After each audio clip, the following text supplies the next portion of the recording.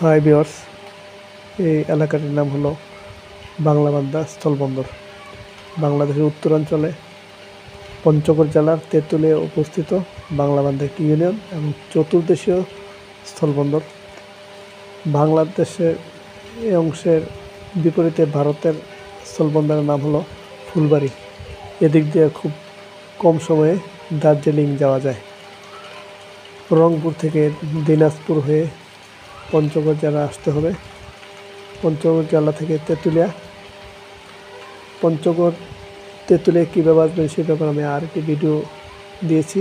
এই বাংলাবান্ধা আমরা যে 0 পয়েন্ট বলি, বাংলাদেশের সর্বোত্তরের স্থান বলা যায়। বাংলাদেশের ম্যাপও দেখা যায় ঠিক কর্নারটা। পঞ্চগড় জেলার তেঁতুলিয়া উপজেলা। এখানে মোটামুটি আর একটু সুন্দর হয়েছে, রাস্তাঘাট ভালো।